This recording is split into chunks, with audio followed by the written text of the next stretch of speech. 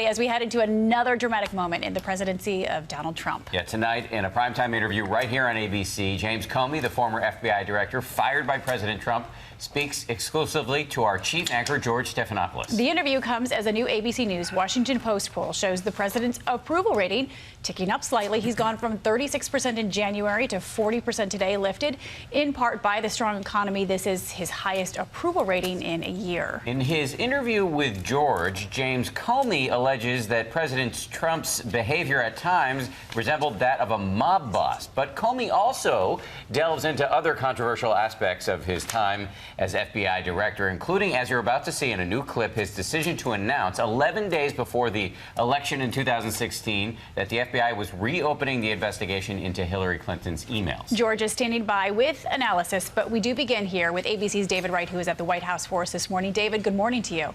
Good morning, Paula and Dan. Almost a year after James Comey exited the stage, he is still a lightning rod of controversy. One of the biggest of his career, his decision to reopen the Hillary Clinton email investigation just days before the election. If you knew that letter would elect Donald Trump, you'd still send it? I would. It was the October surprise Hillary Clinton believes cost her the White House. Just over a week before Election Day, then FBI Director James Comey officially reopened the investigation into Clinton's use of a private email server for sensitive government business, after the FBI found new emails that appeared to be pertinent on a computer Clinton's closest aide, Huma Abedin, shared with her estranged husband, disgraced former Congressman Anthony Weiner. Hillary Clinton's convinced that that letter defeated her. What do you say to her? I hope not. I don't know. I honestly don't know. I sure hope not. Pressed by ABC's George Stephanopoulos, Comey does not say he believes he handed the presidency to Trump, but does say he assumed at the time Clinton was likely to win. I don't remember spelling it out, but it had to have been that she's going to be elected president, and if I hide this from the American people, she'll be illegitimate the moment she's elected. Comey says he's not sure he could have handled it any better. I pray to God no future FBI director ever has to find out. At the time, candidate Trump applauded Comey's action. It took guts for Director Comey to make the move that he made. Today, President Trump tweeted, "Unbelievably, James Comey states that the polls, where crooked Hillary was leading, were a factor in the handling, stupidly, of the Clinton email probe." In other words, he was making decisions based on the fact that he thought she was going to win, and he wanted a job. Slimeball. This, as a new ABC News Washington Post poll, finds Trump's approval rating languishing at 40%, despite a thriving economy. 56% of Americans disapprove of his performance on the job, the lowest approval of any chief executive since Harry S. Truman. Now, the president and his allies are pushing back hard on Comey, concerned that he might undermine Trump again.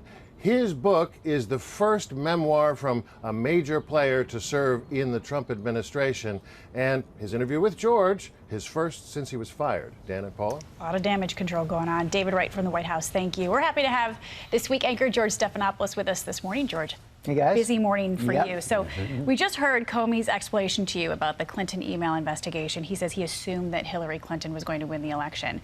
But back in May 2017, he told Congress when considering the investigation and whether what he was going to do would help elect Donald Trump, he said, quote, "I can't consider for a second whose political fortunes will be affected in what way." A lot of people are pointing out a contradiction. Do you see one? Well, except he still says that. He says that he could not consider it consciously. There's no way he could do that, and he didn't. That's his strong contention. What he's saying right there is that, yes, my assumption was that Hillary Clinton would win, as it was widely throughout the political world, widely throughout the Obama administration. In fact, he recounts an anecdote in the book where he talks about a discussion he had with President Obama, where Obama tells him that Putin backed the wrong horse. This was in a discussion about how much to reveal about the Russia intelligence investigation as well and what they were finding. So he says that is a widespread assumption that he had and many others had inside the Obama administration, but he did say he did not consciously consider that as he made this decision. We've been talking this morning about this new ABC News Washington Post poll that shows the President Trump's approval rating ticking up. To your eyes, Do you see anything in this Comey book and interview that could hurt that approval rating? Well, clearly it's a scathing assessment, a scathing personal assessment of President Trump, scathing assessment of his presidency and what he believes President Trump is doing to the institutions and the rule of law in this country. And will that convince people who are already unconvinced? I'm not sure. I mean, but we do know this. It's already topping the Amazon bestseller list. There is huge, huge interest in this book and in the interview. So we'll see what kind of effect that has over days. But there's so many things now buffeting the Trump administration, even though, as you say, he is ticking up. The fact that he's still at 40% when the economy is this strong has to be a worrying sign for the Trump White House. There is no love lost between these two gentlemen. You have There's Sarah an Huckabee. understatement. Yeah, understatement of the century. You have Sarah Huckabee Sanders on the show this morning. How concerned is the White House about damage control, especially President Trump calling him a slime ball? Well, they're braced for this. You can see that, and their message is that James Comey is a liar and a leaker. And of course, that's the leaking of those notes he had of his meetings with President Trump, which I talked to him about in the interview.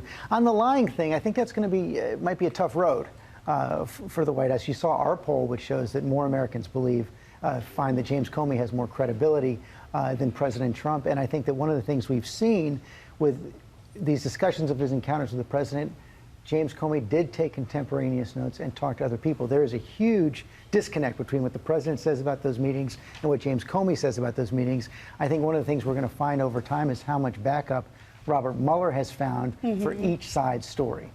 Fascinating interview. Millions of us will be watching tonight, George. Thank you very George. much. And a reminder, before George's big special tonight, you can see him go one-on-one with the White House Press Secretary Sarah Sanders, who's going to talk about the West Wing response to the Comey interview. That's later this morning, right here on ABC. And then tonight, you can see George's full interview with former FBI Director James Comey in a special primetime edition of 2020. That's tonight at 10 o'clock Eastern here on ABC. Hi, everyone. George Stephanopoulos here. Thanks for checking out the ABC News YouTube channel. If you'd like to get more videos, show highlights, and watch live event coverage, click on the right over here to subscribe to our channel. And don't forget to download the ABC News app for breaking news alerts. Thanks for watching.